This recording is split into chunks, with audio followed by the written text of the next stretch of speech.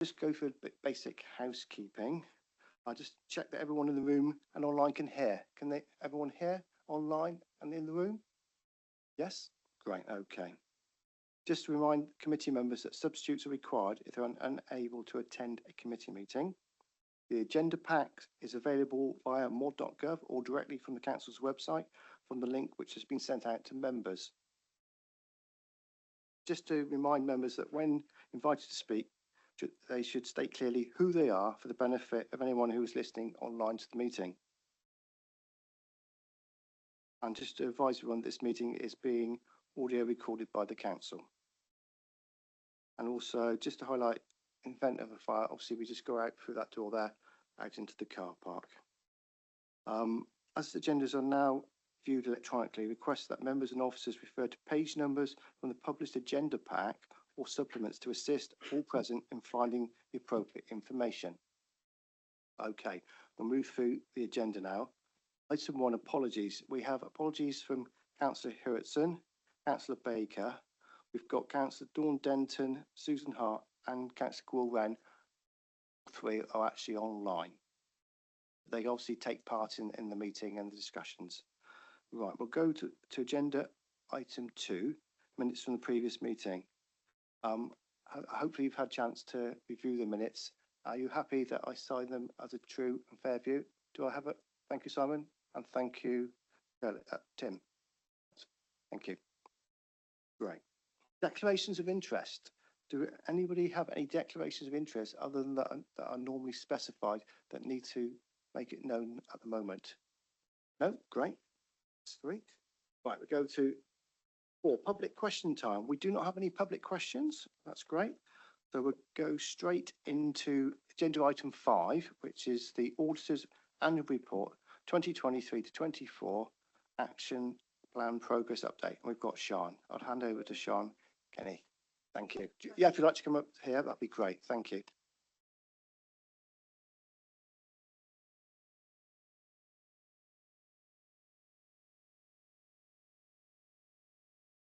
Thank you. As you're all aware, this is a regular update that comes to Audit Committee. It's a standard format that hopefully you're starting to familiarise yourselves with. The committee receives the update on progress in response to recommendations in the 23-24 Auditor's Annual Report at every committee meeting because of the committee's responsibility to monitor progress of actions. The report includes 2 statutory recommendations and 17 additional recommendations. The report outlines progress against the 35 actions with an increase in completed actions since our last report, with 20 completed and 15 in progress. Paragraphs 8 to 12 explain the updates that have been made to certain actions following a review to ensure actions and due dates are robust and timely, and we talked about actions being smart in the last meeting. Under paragraph 10, there are 2 tables that present the current status of progress in relation to the recommendations and individual actions, and that's where you can see the change since our previous report of 2 completed actions. So there's a shift from actions in progress. The detail behind those actions sits in Appendix A to F, broken down into those that are complete and those that are in progress against each type of recommendation, being statutory, key and improvement. And in paragraph 12, we have identified 8 actions that are in progress but overdue. Each of these have been discussed with the action owner, and if there are any questions about any of those, I'm happy to take them with any other questions you might have about the report in general. Thank you very much for that, Sean. I'll kick off then from the chair. The KR8, page 7, KR8-1 says it's only sort of 50%. I mean, the other ones are not too bad, 80 and 75. So what is the sort of the plan to bring this back in line? Because obviously it's gone past the 31st of May, so obviously that was only 50% compared to the other ones within that same grouping. So if you can give a bit of detail on that. And the KR9, the commercial board to be established. Well, you either got a board or you haven't got a board. It says it's 90%. So I don't understand. Either, so yeah, to me, it's like finally yes or no. So if you could give us a bit of insight on those two to start off with, please. Thank you. Okay, yeah, sure. So the KR81, which is around the coordination with the Ombudsman to ensure timely responses, the 50% progress is unfortunately due to some staff leaving and the capacity around recruitment to replace those staff or recruit to those vacancies in the team. The good news is that there has been 2 new recruits and they are currently being trained and the progress in training is going well. And there's a new one that started in April 25 as well. So they are just about to commence their training. So with that training will hopefully then come the improvements in the work with the Ombudsman. And I'm going to bring Alan in on this one as well. Thank you. Thank you, Chair.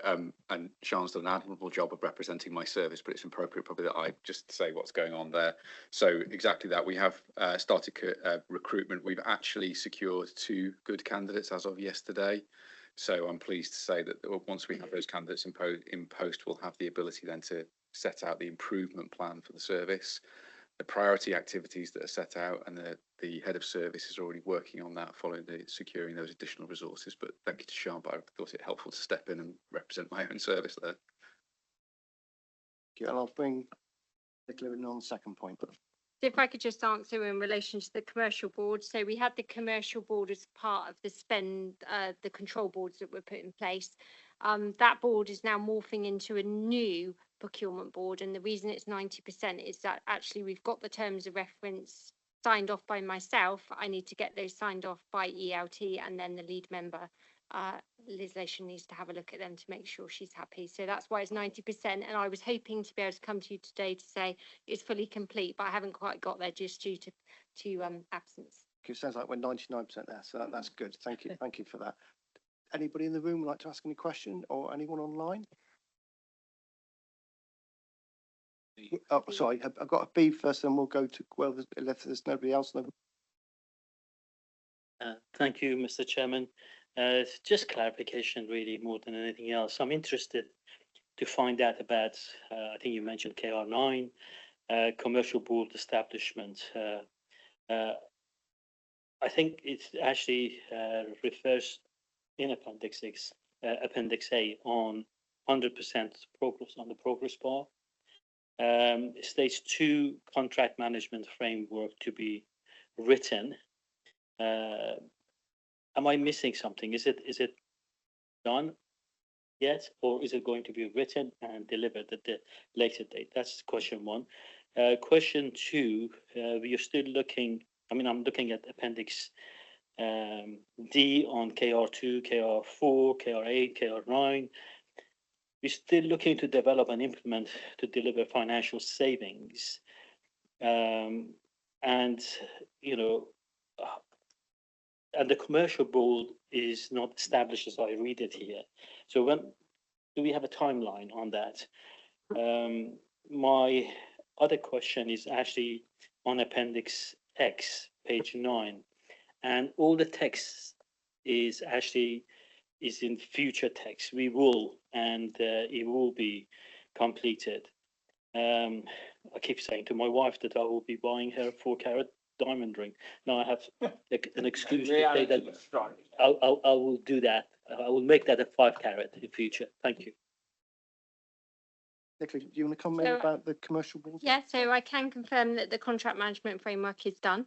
So we have written and it is there. So I can provide a copy of that for those that would like to see it.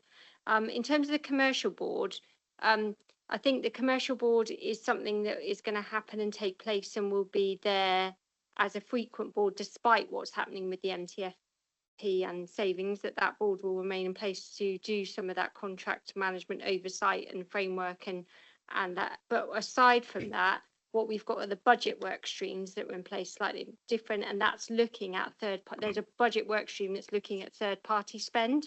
So it's doing that job of looking at contracts across the board. We've got another budget work stream looking at commissioning. So commissioning across the board, which Alan is leading on. So I think all of that don't feel like that's not happening because all of those all of those work streams are in place and they are moving along, regardless of the commercial board that we're setting up being in place. Thank you. Yeah, okay, thank you for that. I've got Norman in the room. Thank you.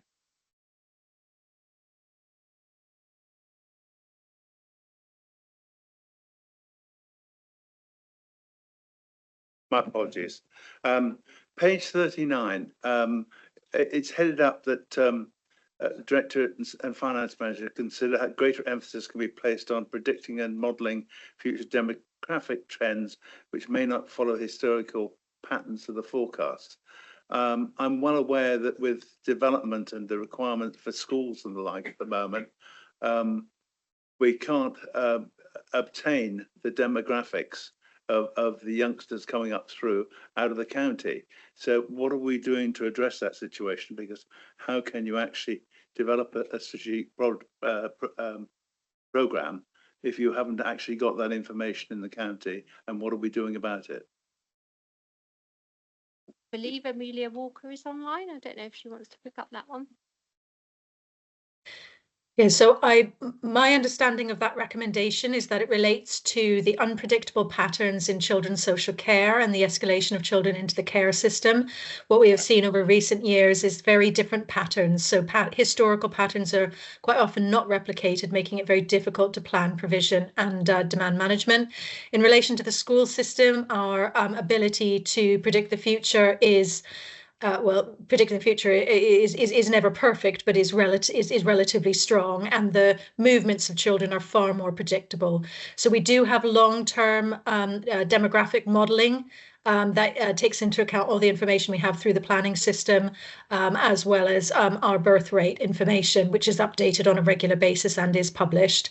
So we feel far more confident. Obviously, anything about predicting the future can and does change, but we're far more confident about the school system. The key issue that impacts budgets is around children's social care. Norman, are you happy with that? Or Yes, I quite appreciate that problem being involved with the school as well, and knowing what end problems are at the moment. But I will obviously have to come back to different people, such as yourself, to find the information that we want with our planning development in the areas that I'm dealing with. Thank you very much. right, there's no one else in the room. I'm going to go to people online. So first on my list, I've got Gwyl. Welcome, Gwyl. Hello, thanks, Andy. Mr. Chairman.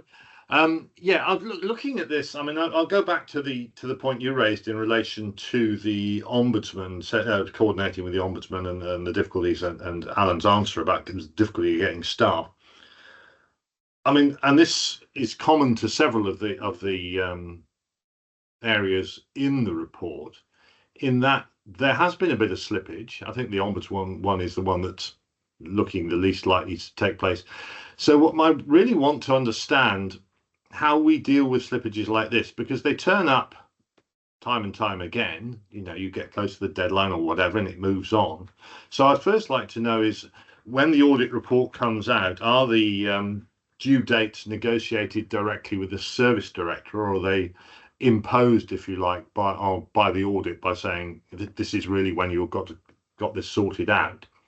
But in the case of the ombudsman, where we have lost staff, and I appreciate that this is a hopefully unique situation for the last 6 months, and then have to bring new staff in, isn't there a case for somehow resetting the due date? Because, you know, it's with all the best will in the world, if Alan says that staff have only just been recruited, this is going to be at 50% or barely over that for the next 3 or 4 meetings, and it doesn't point to any progress, when at least there is some sort of progress being made. Does that, how we present the report and how we understand how deadlines slip and how they can be sharpened up, I think I'd be quite interested to hear on that. Whether it's an auditor question or a service director question, I'm not quite sure, but I'd be happy to hear from both. Thanks. Thanks, Gwyl. I'll hand over to Alan. Thank you. Thank you, Chair. So I think I can probably speak from an example, really, from an exec director perspective around how I manage those and also how I would respond to them. So first and foremost, I'm sure Alistair would confirm this or not, as the case may be, but in essence, any recommendations that come from the audit partnership would be a negotiation between the service and the auditor. The reason that's a negotiation is there may be issues that have been flagged that require significant effort or a focused effort, and as a result of that, that's why it's not just a simple service view based upon the risk or the scale of the issue that's been identified or need for improvement. And then, so that's the first point. The second point is Sian, not wishing to embarrass her in any way, shape or form, is incredibly robust at managing this report. So if, for example, I as an exec director wanted to move a date, I am challenged to set out the reasons for that and the evidence setting out, and the system records that evidence so that you as committee can have that viewpoint. So rather than move those dates, we provide those updates around what the performance is and what the issues are associated with it in the narrative, rather than moving the dates. There has been a tendency in the past in some of our legacy councils to move the date, and actually that's not given us an ability to robustly monitor or manage it. So there is a requirement on all directors, or all staff for that matter, when they are changing a date, to set out the reasons for that and a reasonable explanation. But simply moving the date because we, pardon the expression, don't like it is not acceptable. Equally, when we do move that date, that is then flagged to you through this report that the date has been amended. Okay. Thank you very much, Alan. Yeah, that's great. Thanks. Great, thanks, Will. Goes on next to Dawn. Hello, thank you. I'm just curious to know what the implications will be for the government's announcement of the dedicated schools grant in relation to dedicated schools grant last week, and specifically in relation to KR4. Because obviously the report was written before this came to light. I'll let Amelia go first because her hand shot straight up, and then I'll come in afterwards if I need to. Yeah, thank you, Councillor Denton. Obviously, we were pleased to see that the statutory override moving back would give us an additional 2 years before that sum would come onto the council's books. But I think it's important to recognise that's only a stay of execution. So far as we are aware, no new money has been put on the table. We don't yet have a legislative programme, though a white paper has been promised for the autumn, and therefore we are still in a steady state position in relation to planning our response. So we are still very much working on that plan without any pivot at this point. Obviously, there may be new information that comes to light when we get a white paper, which has been promised for some time, but now seems to be firming up as a kind of an autumn date. But while moving the statutory override is to some extent good news, because at least it gives us a bit of breathing space. It hasn't actually brought any new solutions onto the table, so we're still moving ahead. Thank you. That's really good. Chair, do you mind if I ask another quick one? Just in relation to on page 26, it talks about copies of all written recommendations are sent to the Secretary of State at the time that they are made. What could happen with the involvement of the Secretary of State? Could they overturn anything? Could they make other recommendations, or is that just purely just a documentation and a box ticking exercise?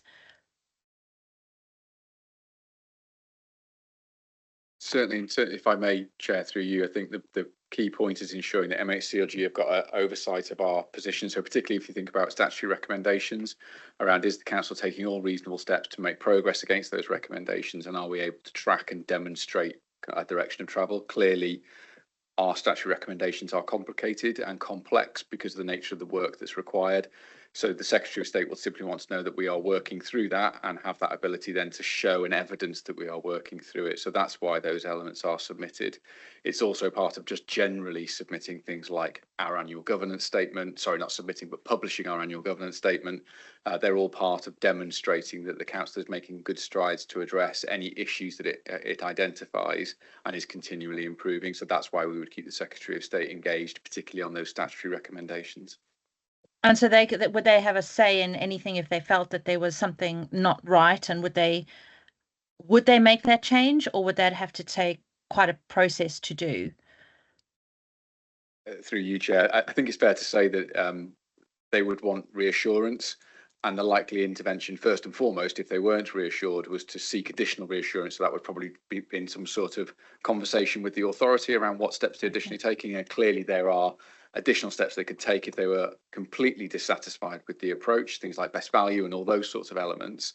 But that would be a long way down the road. We would need to kind of make sure that we've gone through each of those steps and demonstrated and reassured the Secretary of State that we were dealing with any issues, just as any other local authority would. Thank you. Thank you very much. Right. I'll bring in Lindy now. Welcome, Lindy. Thank you. Good afternoon, everyone.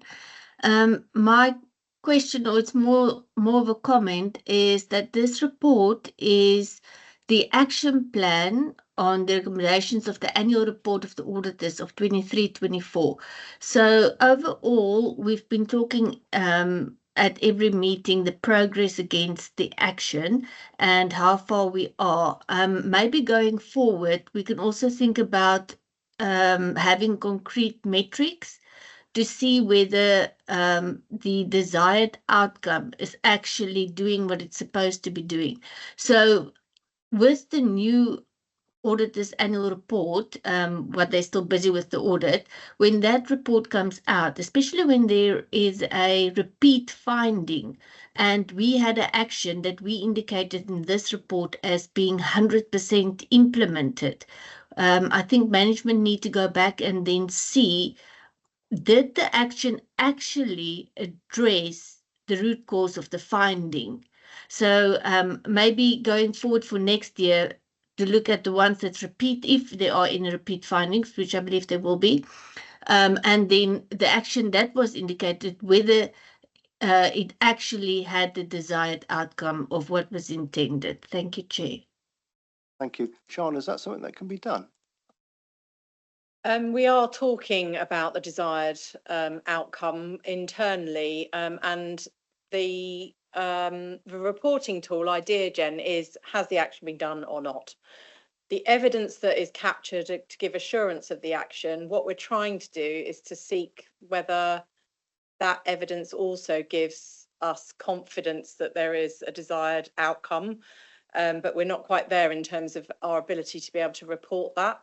But it is one of the checks that I do with those action owners when they're saying they've completed an action, is I look for that evidence, but I also try to have a conversation around, but do you think by completing that action, the desired outcome is going to take effect, or do you think it's something that's going to be raised and escalated again in the future? When we move from 22 to 23 action plan into 23-24, we did highlight those in our first report to Audit Committee.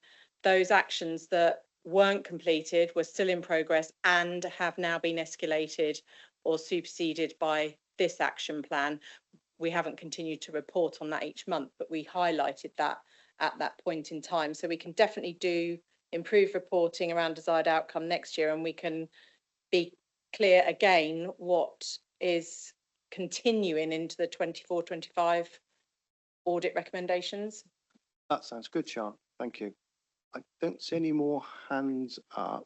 So we'll go to the recommendation. We're basically asked to consider the progress made against the action plan. So we'll note the report. Okay, thank you. Right, to move swiftly on to agenda item 6, which is the progress report 24-25 and the 25-26 internal audit plan. And I'll hand over to Alistair Woodland. Thank you. Thank you, Chair. Yeah, so I'm Alistair Woodland, Head of Internal Audit with Swap Audit Services covering Somerset Council. So this is your regular update report on the progress of the internal audit plan. As we have moved into 25-26, we've moved towards a 25-26 update report, but we have appended the outstanding work in a separate table relating to 24-25, give you that overview. So if you go to agenda page 46, this gives you an overview of where we are with the audit plan to date. There's one limited assurance that I need to bring to your attention around decent homes with the capital revenue procurement and contract management, and I'll touch on that a bit later. There's also a couple of follow-up audits to bring to your attention as well. Something I would point out here in terms of recommendation tracking, if you note the number of recommendations that have been marked as complete and closed since the 1st of April being 41. And that's obviously a very good start to the year, given how many were completed last year. And again, it works on the basis that we're seeing continued improvement of completion of internal audit actions by the organisation. Agenda page 48. So as was agreed at the last audit committee and you were presented with was the update around strategic risks. We have moved our work to be aligned to the new strategic risks that are in place. And when we complete our work related to 25-26, you will see that table slowly being completed throughout the year. So you'll gauge an understanding of the coverage of our work against each of those strategic risks and where you can take assurance. Agenda page 50. So part of this report is also just to highlight some changes to the audit plan to you, and these are highlighted on agenda page 50. There are a couple of changes. Risk management, which is obviously a crucial area of assurance and what we want to look at from our point of view, that has been requested to be pushed back by quarter 1 to quarter 2. And I think if you remember at your May audit committee, there was a discussion around some changes that would be made around risk management. So from our point of view, we're going to do an assurance piece once those changes have been implemented to give the right assurance and how things are operating. Section 19 payments review does tie in with DSG. So that's a review that's been requested by management for us to look at. It does tie in with 2 strategic risks as well, which obviously ties in with financial sustainability and the budget overspending year. Okay, so moving on to agenda page 52. So this is the limited assurance audit to bring to your attention. So the main focus here was around spend controls and whether they were robust. And this you can see from the summary on agenda page 52. Procurement processes weren't significantly strong enough. Processes weren't followed. Contract management wasn't strong enough. And overall, from our point of view, the controls were significantly weak, that we gave a limited assurance opinion. I would say this kind of continues the theme through a number of contract audits that we've done throughout the year, where we're not seeing contract management as strong enough throughout the authority. And again, that does tie in with some of the recommendations that you saw in the previous report that from external audit as well. Agenda page 54 and 55 are 2 follow-up audits to bring to your attention. So accounts receivable. So in 23-24, we did a full financial suite of audits covering core financial controls. Those that were deemed limited assurance, we've now followed up on those recommendations, and we can confirm around accounts receivable that all the actions bar 1 have been completed and the risks in this area have been reduced. Then agenda page 55, damp and mould, and as I'm sure members are aware, there is new legislation that takes effect in October 25 for ensuring that the authority has strong processes in place for dealing with mould and damp in council houses. Again, the audit that we did in 23-24 that identified some control weaknesses, that has been addressed, and those actions have pretty much been completed, although there are 2 that are currently in progress. Those in progress are mainly due to the ongoing project around Holmes and Sedgemoor and what were the legacy Somerset West and Taunton housing stock coming together, where they're looking to join things up. In terms of the outstanding work, this is highlighted on agenda page 56 and 57 from 24-25. There are 3 there that have now reached final report stage, one of those being the decent homes that I've referred to. There was good assurance around IR35 compliance, that was reasonable assurance. There are some significant reviews there from a risk point of view for us to report back to you on, namely around My Life, My Future, commissioning, and as well as the LCNs as well. The rest of the audit plan for 25-26 is summarised on agenda page 58 and below, and then runs into the outstanding priority 1 actions. So I will stop there and happy to take questions from members. Right, I'll open it up. Right, I'll start off then. Right, let's have a look. Page 7, we'll be looking at the decent homes.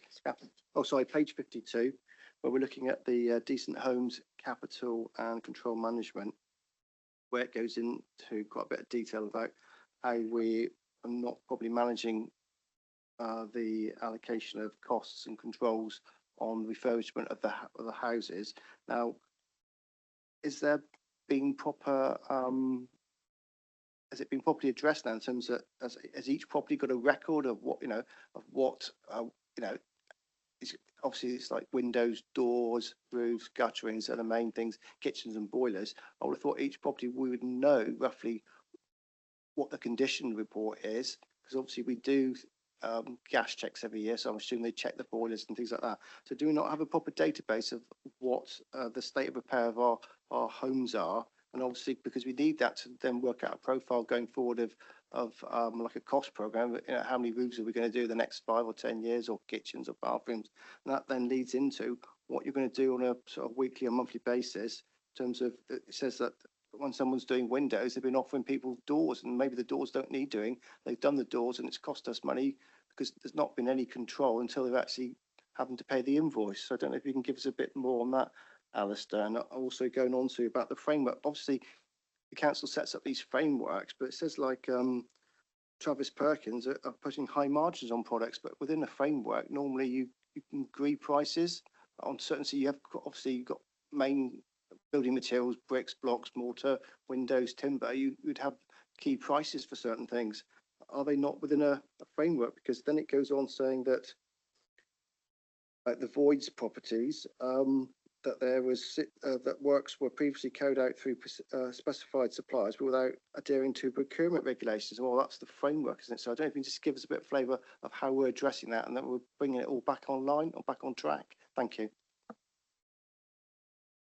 Yes, I'll pick up the first question. So around kind of the housing landlord safety functions, gas, electric, that's a separate database, and that is closely monitored. And we've done work on those areas previously on gas safety, which was reasonable assurance. Fire safety was limited, but the controls being put in place. So I would say the safety aspects are definitely picked up and monitored very closely from a controls point of view. In terms of this is focusing in on kind of the voids process around when properties are vacated and there's work that has to be undertaken, as well as the capital works where you would have a window replacement programme, etc. Now, what we did find that the data that was underpinning the capital programme for what properties would be selected wasn't fully accurate, and that is a separate database. So there is work that is ongoing at the moment by the service in that area. So hopefully, again, following this audit, there was a number of recommendations of an agreed action plan, and those controls should be strengthened. In terms of the contract framework, I know there's been a lot of work that has been done by corporate procurement in that area as well to provide assistance, and a lot of the contracts have changed and been renegotiated. So there should be improvements in that area. But again, this is a limited assurance area. We will be looking to follow up on this in due course. We will track the recommendations and make sure that they are fully implemented. Thank you for that, Alistair. I'll go over to Habib. Thank you, Mr. Chairman. You wouldn't be surprised I have a similar question to yours, actually. You know, I wonder why. But mine actually extends a little bit more on how do we actually do our housing services in how do we go out to all the building merchants, for instance, in this case, Perkins, and for our housing maintenance activity, how do our quotation work? And how long is our prices? Do we actually work on a fixed price, for instance, for the first 6 months? Because this is how the larger developers work. You know, is that the same attitude as we have? That's my first question. My second question actually is, how do our contractors contribute towards environmental sustainability? Basically, what I like to sort of ask is, we can't expect the private sector to deliver financial, future sustainability, zero carbon, whilst we actually ignoring it for ourselves. And do we still charge for void units, houses? And if we do, is that double because they've been voided for a number of months or weeks or years? How does that work? Thank you. Okay, thank you. Some of those questions I will need to take back to the service that will be, and again, I can circulate a written answer on some of those, but just to give you assurance around the contract ones that you were mentioning, as I say, procurement service has been in with housing and making sure that things are put in the way they should be and following the necessary regulations that are laid out in Constitution and more widely in legislation. So things should be improving, but if it's okay, I will get a written response to those questions. Thank you, Alistair. Anything else, Habib? Okay, right. Okay. Right, we'll go to online. Oh, sorry. Sorry. Thank you. If I could just say that at some recent executive meetings, we have had reported through our quarterly corporate performance reporting about voids and also about the additional council tax when houses are empty for a period of time, which is correct that this council does pay that additional council tax. But Councillor Smith-Roberts, as the portfolio holder, did report to us that there are times when houses are empty between tenants because the previous tenants didn't want to have, say, the kitchen or the bathroom or even the windows replaced when they came due for replacement. And obviously the council can't force that on a tenant. And so then sometimes that leads to a longer void period between tenants, and that then impacts on council tax. So those things have been reported through the quarterly performance reporting, and I'm sure that we Alistair will ask for that, but I know that those answers are there ready to be given. Thank you for that, Councillor Lashon. That's very good. Thank you. Thank you. Lindy online. Thank you, Chair. I've got two questions. The first one is on page 66. The very first line talks about education, healthcare plan, the acquisition of a new system. So the progress notes in December 24 was it's paused due to restructure, and then in April the comment is this project needs corporate support but is not currently progressing. It might not be a question to internal audit, but more to the service manager. I think the comment, it just doesn't sit well.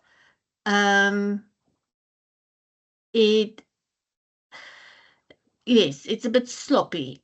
So first of all, restructuring, and then it's not progressing. I think we need a bit more an answer that will give us a bit more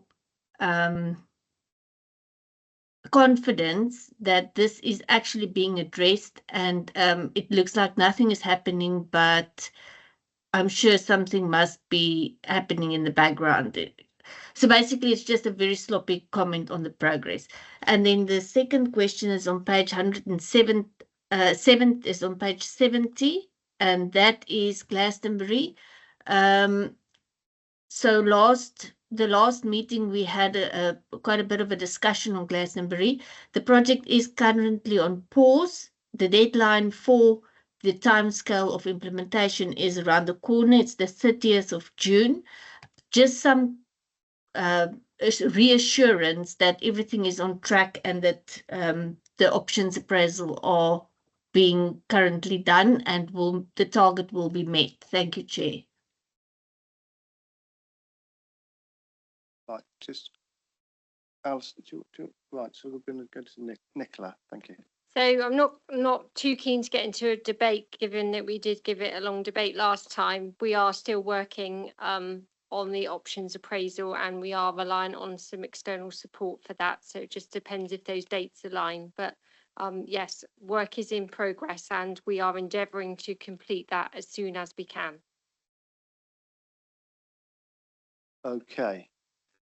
Right, I've got Susanna online. Oh, so come back on I the was just going to first. say, I think Amelia wants to comment on the HCP question that was posed. Yes, we'll bring in Amelia. Thank you. Yeah, thank you for that, and apologies for the rather terse response. At the point where that was submitted in April, we were just post reorganisation, and we were assessing the options to move this forward. So there has been a long-standing project in the prioritisation matrix to replace our management information system.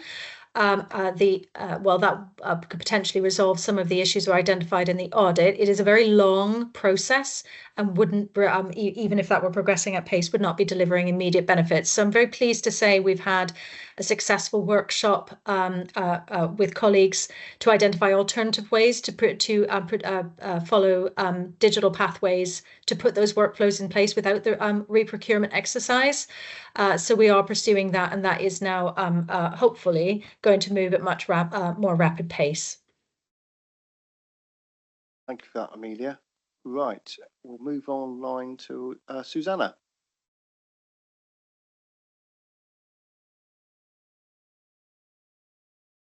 Sorry, hello, can you hear me? You certainly can. Yeah. Yeah. So basically, I just wanted to ask why on page 56, the assurance around the Glastonbury Town Deal projects is described as impact to organisation not applicable. So I'm just wondering why that is. Yeah, so the piece of work that's relating to was an assurance piece around the MHCOGE return that the 151 officer had to sign off.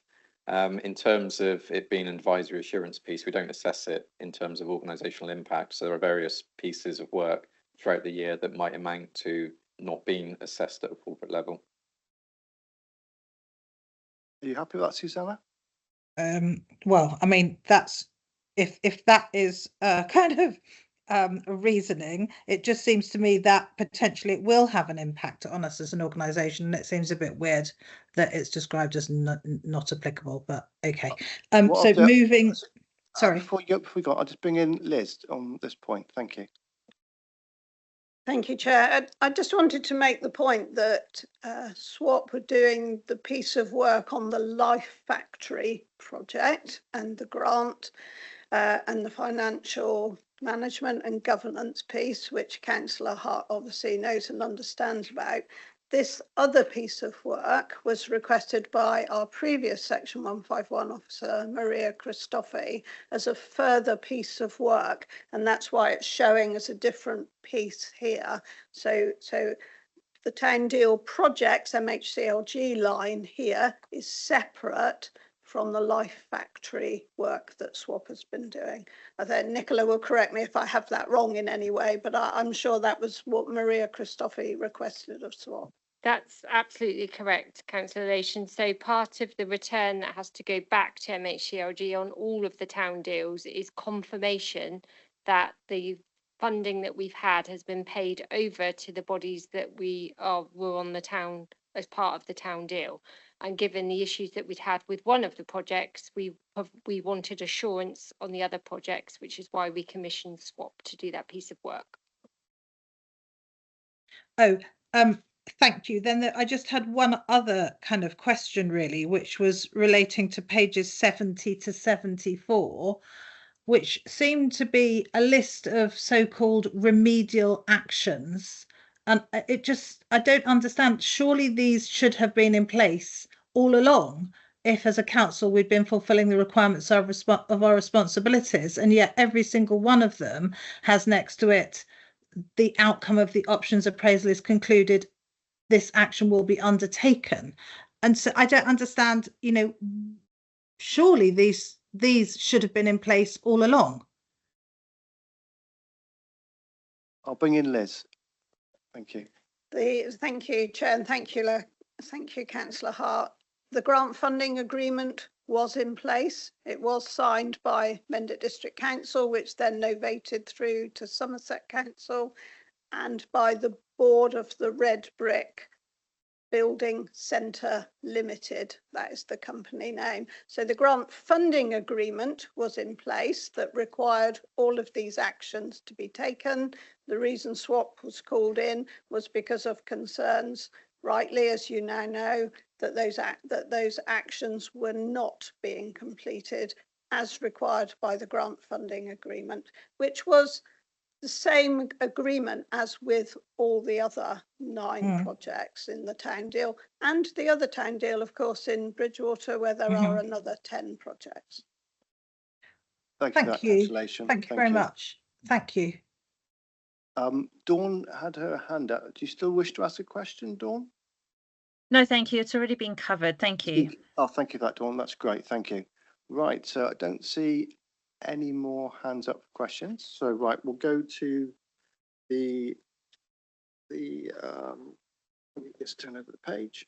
Right, we need to note the position of the 25-26 internal audit action plan and consider any significant governance risk and control weakness identified. Are we happy to note the report? Yeah, okay, thank you. That's great.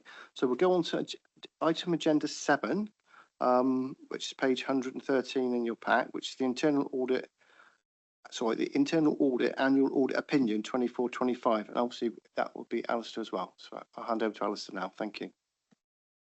Thank you, Chairman. Yep. So for those of you not familiar with the internal auditing standards, within local government, we are required to produce an annual opinion report on our view of how well governance, risk and internal control has been operating in the authority over the financial year, and that leads and ties in with information that feeds through to the AGS. Agenda page 80 gives an overview of our work for 24-25 and the opinion. We have given a limited opinion, which is following on from a limited opinion in 23-24, but what I would stress is we have seen improvement, a step change in 24-25 within the controls and governance environment of improvements, particularly towards the end of 24-25, we were noticing significant improvements as well. But overall, given the balance throughout the year, because it's not a snapshot in time, it's kind of a balanced view of the whole year, it is still limited assurance.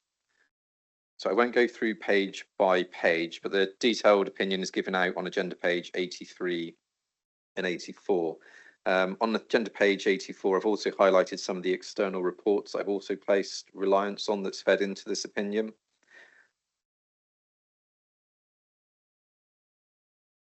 Then if you move down to agenda page 85, this kind of summarises the coverage of our work for the year against the corporate risks. Obviously, again, as this audit committee oversees risk management, this shows where our work has fallen, and the various opinions from our individual audit engagements have fallen against those corporate risks that were in place for 24-25. Agenda page 89, management actions and follow-up, because that was obviously quite a key area. It's something that was also mentioned in the external audit's annual report around following up on other recommendations, including internal audit recommendations. Again, we've seen significant improvement in this area, particularly towards the end of 24-25. And as I mentioned in the previous report at the start of this financial year, we continue to see that improvement. In terms of timeliness, I appreciate priority 1 recommendations by their very nature do require more resource and work to implement those recommendations. And given that the organisation has been going through significant change in its restructure, I appreciate that staff have been under pressure. But as you can see from that table, compared to other SWAT partners, there is still some room for improvement with Somerset Council in terms of the timeliness of those implementations of those recommendations. Agenda page 90, so plan coverage. Obviously, our target is always to deliver at least 90%, although we always aim to complete 100% of the audit plan, even though it does curtail into the start of the following financial year. Again, you will be receiving 100% of your audit plan delivered. We have brought in some additional resource to help push that through. I would point out during 24-25, we still felt a significant level of disruption in terms of timeliness of receiving audit evidence. Now, for us, in terms of the audit standards, evidence has to be sufficient, reliable and relevant for us to place our conclusions on it. That does mean sometimes that we're asking for significant amounts of information to quantify that something is actually happening and is having the desired effect.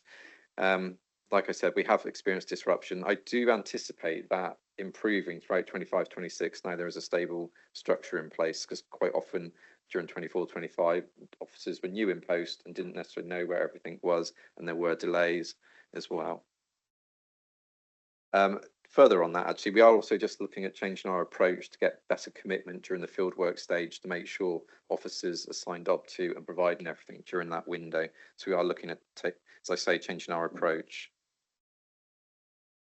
Then agenda page 92, going down through, shows all the audits that the opinion is based on, in addition to that those external reports I mentioned earlier. As I say, I will leave it there, but happy to take any comments from members. Thank you for that, Alistair. I'll kick off then from the chair. ORG 0057, 68 and 70, which is to do with Microsoft Dynamics. Obviously that caught my eye because obviously it's a limited opinion and it's a high impact to the organisation. Obviously when Somerset Council looked at doing Microsoft Dynamics, because obviously it's a data management system, it was meant to be the bee's knees. Microsoft obviously it's a new thing for them, and obviously they want it to go successfully because obviously they could then sell it, across the UK. So what's happening about the weaknesses in the system and how they've been addressed? Are we taking up this with Microsoft to get it to be more functional for you know what we need it for? I don't know if you can give us any more information on that. Thank you.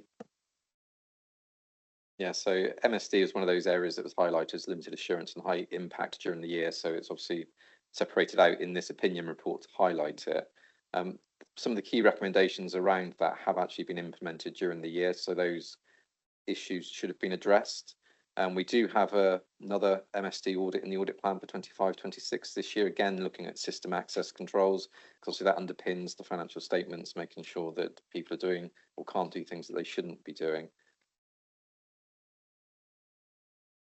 Please, thank you. Could I Nicola. just add to that, Chair? So Ben Bryant, Head of Corporate Finance, who heads up the system, is actually online actually, so might want to add to this, but I'll give them a chance to think a minute. Just in terms of, we do have an action plan for improvements in the system. We have brought in additional support that has seen actually the way that our budget monitoring reports produced is actually, we are swapping over from, we were using Solver, which was the bolt-on system, to MSD to produce our budget monitoring reports, and we're just in the process of swapping that over to Power BI reports that have actually been built by the in-house team. And that's a significant improvement to allow self-serve, so across the budget holders, and we've rolled that out with significant training across the authority. And I think as we start, the journey was always going to be, we implemented a system that was capable of doing some functionality on day one, but it was always going to be a development system in terms of building up how we wanted to use it. And we've done a lot of work around that. The team have had a significant impact in helping to build the fixed asset module that's currently on there. And I know then Microsoft have kind of taken that and rolled that out to other councils. So we have been involved in that, and we are very much in discussions with Microsoft about how we need the system to work and how we can develop it, how we need them to develop the system in future iterations. So I think, I think hopefully when Alistair's team come in and do the follow-up audit, we will see a significant improvement to where we were. Right, that sounds great. Anybody in the room? Questions? No? Anyone online? Oh, Habib, sorry, Habib. Just mine is something, you know, probably outside the remit of this committee a little bit. And I understand, I read it on the first page of the report that the public sector internal auditing standard is changing to GIAS as from this year onwards, with 170 countries being attributes to such things. So the question is, you know, how do we expect to sort of work with places that they don't have similar structure to ours? I mean, 170 countries, some of them are monarchies. Is there a lesson learning that, you know, places actually deliver better outcome quicker or something, or, you know, I know it's outside the remit of, you know, our area, but, you know, in the next year or so, we will have to sort of look at things such as this. Alistair, I don't know if you've got a quick answer to that or not, to be honest. Yeah, so internal audit, the way we operate is governed by internal audit standards. So previously it was IPPF, which was the International Professional Practices Framework, which was a global framework. And that was also had the public sector internal auditing standards that were applicable to the public sector as well. And it's basically a framework for how we have to operate and what we have to do to how we deliver audits. So I will share more information around the new global internal auditing standards. But as I say, it's basically the way we have to operate to deliver an audit. So it doesn't matter if you're looking at financial system or if you're looking at a contract, it's that framework you apply to delivering that audit.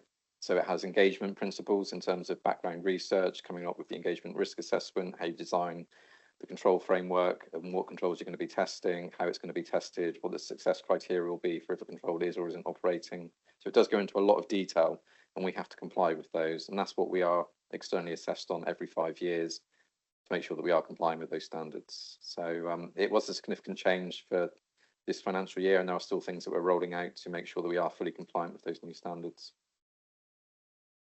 Thank you for Alistair. You happy on that? Habib, any other question? You okay? Right, okay. We'll go online then. We've got Susanna. Yeah, I just wanted to draw everyone's attention to page 86, the audit on the Life Factory, the summary of which states significant gaps and weaknesses in governance, risk, management and financial control. Weaknesses found including grant payments not being processed in line with the grant funding agreement with a lack of supporting evidence of spend, the project proceeding without the match funding secured, no detailed costed delivery project plan, inadequate financial controls, including poor budget monitoring, weak approval of expenditure and non-compliance with procurement requirements for value for money, poor governance oversight without clear roles and responsibilities. I'd just like some comments about that, please.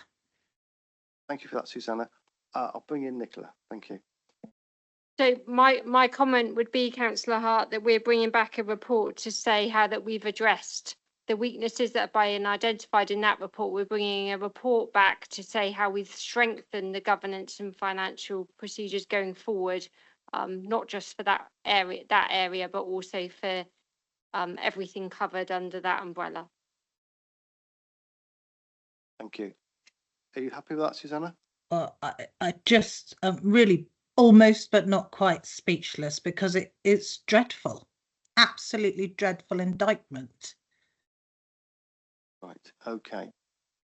Sorry. Oh, I'll bring in Liz, sorry. Liz, Councillor Leishon, thank you. Thank you. Having been on the Town Deal Board throughout its inception, which was in December 19, which seems like a lifetime ago now, I just want to say how disappointing it is for me as a board member, as well as the lead member for resources, procurement and performance here, to see this. So in the town deals of Glastonbury and Bridgewater, we've got 20 projects in total.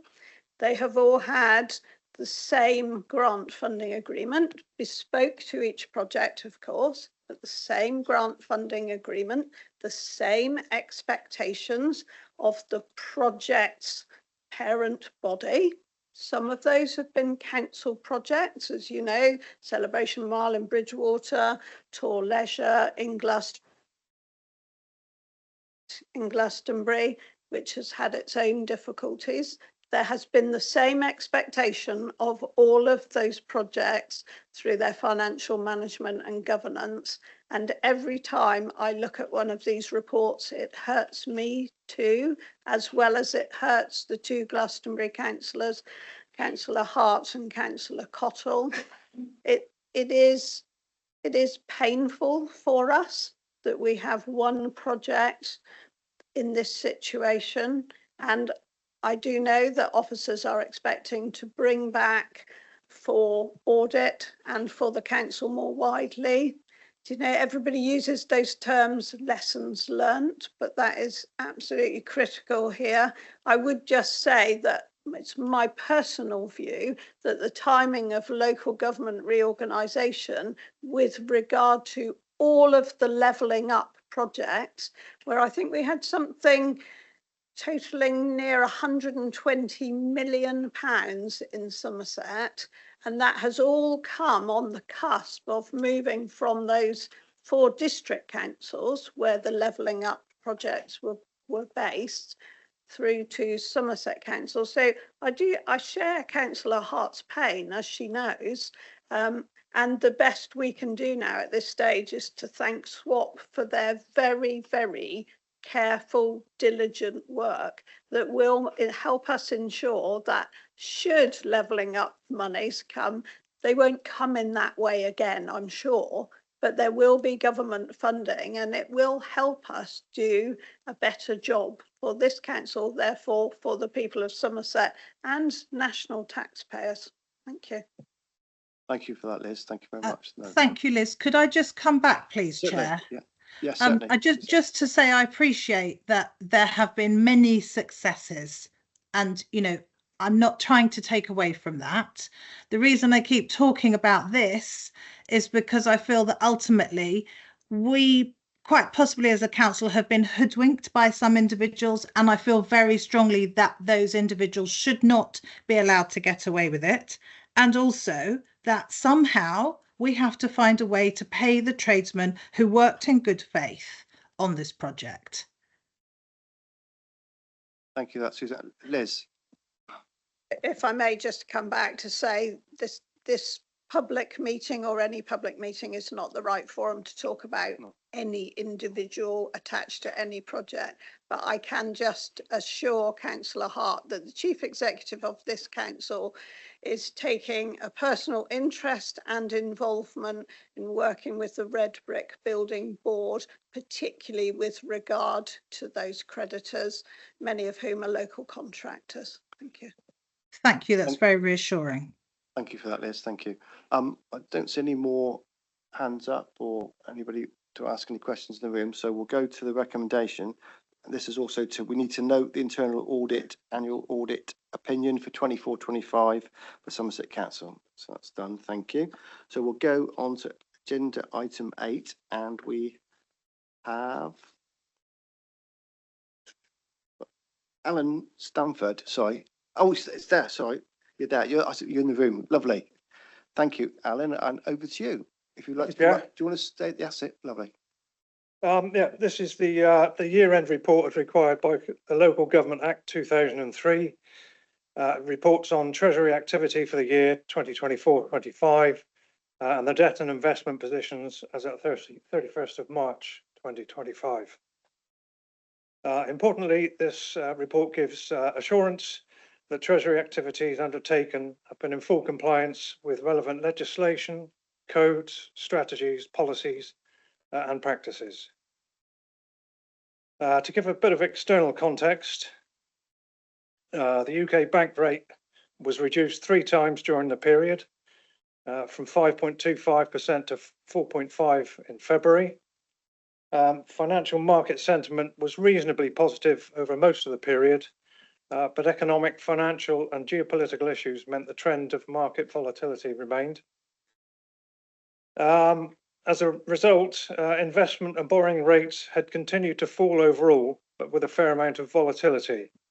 And tables showing movements in key borrowing and investment rates are shown in Appendix A.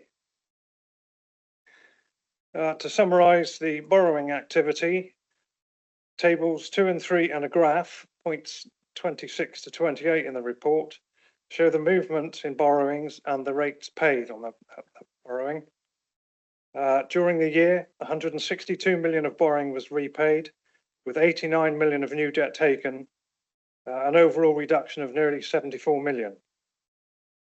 An aggregate of 69 million of temporary loans and nearly 5 million of PWB loans have been repaid. New borrowing has been taken at lower rates overall and has reduced the overall interest rate for borrowing from an average of 4.26% at the beginning of the period to 4.17% at March 31st, 25. Investment activity, 231 cash deposits totaling nearly £1.5 billion were made during the year, mostly with money market funds to maintain sufficient liquidity, but also with deals lending to other local authorities when funds were available. Gross investment balances stood at 193 million on the 31st of March, yielding an average rate of return of 4.94%.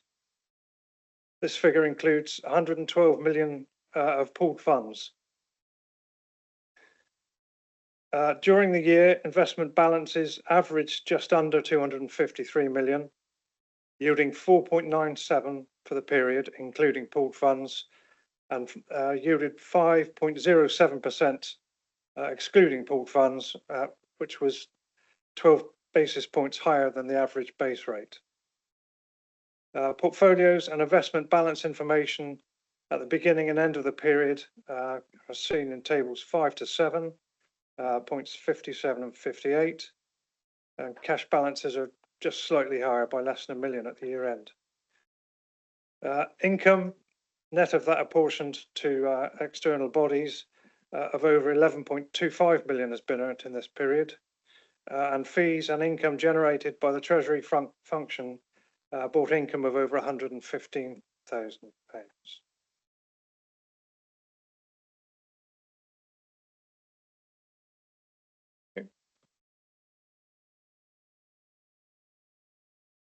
Sorry, I was looking through the report at the same time. Sorry. Thank you very much for that, Alan. Does anyone have any questions? Right, I'll kick off. Let's have a look. We talked about one of the, if I can find the page, about the investment properties. Just a quick one. Obviously, I understand the position we are in as a council.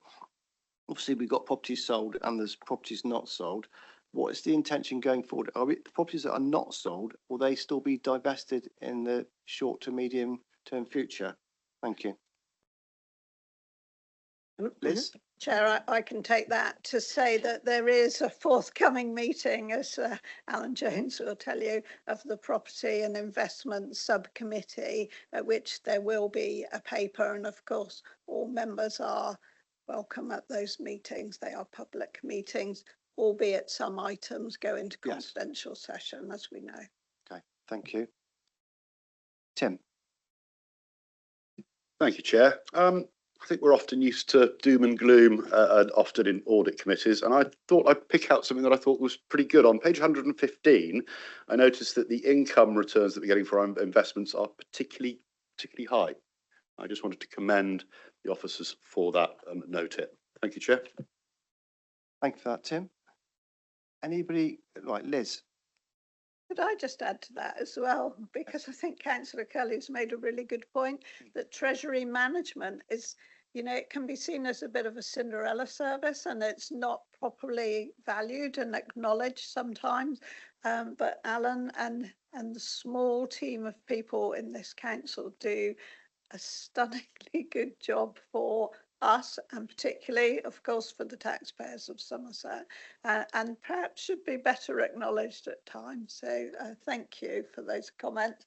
I'll accept on your behalf, Alan, and hope that you'll pass that on to Anton as well and the team. Thank you. Norman. Liz beat me to it. I wanted to say much the same thing, but that 11.25, that comes off the, if you like, the interest paid on borrowing as well. So we quoted the figure of 25 million, I think, from memory in the report. So I guess one would be offset against the other as the bottom line. Is that the case? Sorry, I'm not sure what you're referring to, Norman. Total amounts, I didn't, by this stage, it was getting rather late when I went down through. When I was going through and I didn't note the pages properly, we had a total sum borrowed and total interest paid over the year, quoted in here, which I believe is the order of about 25 million. Net figure paid on borrowing. So I take it that the interest garnered on investments, one offsets the other. Yeah, so that is correct. That any investment we make, we gain interest. Any money we borrow, we obviously pay interest, and we in it. Yes, it does offset. One offsets the other. You know, that's a huge offset that's been achieved.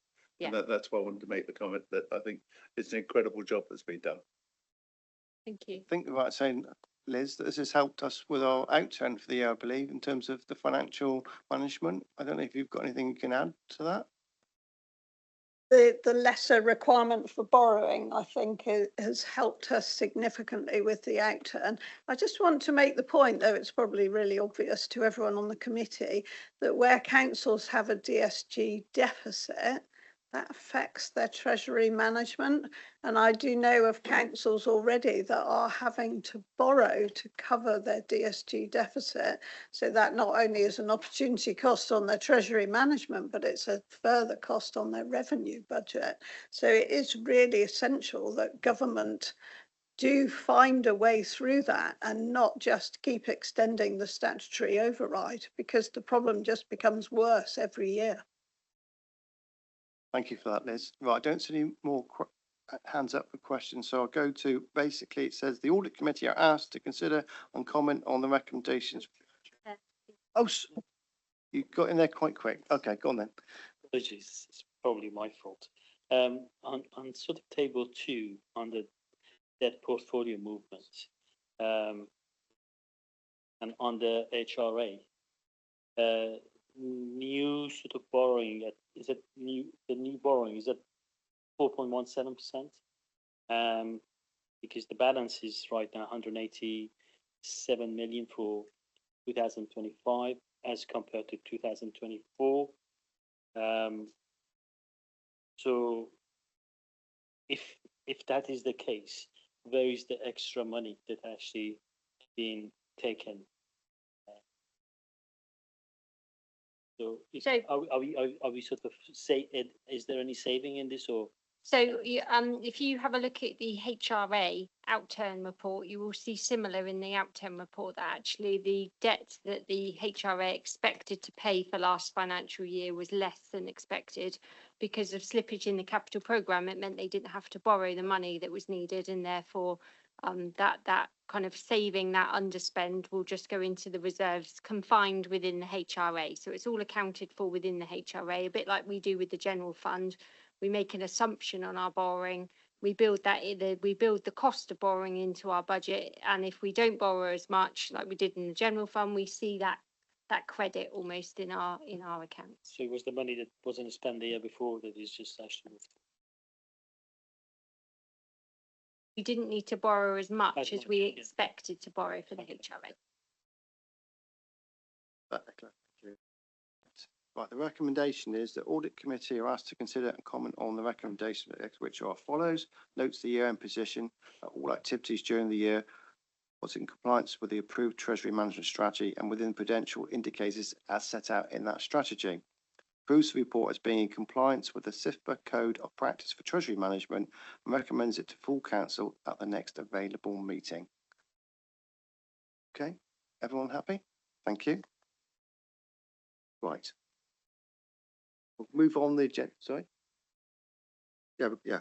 So agenda item 9 is the audit committee work plan 25-26.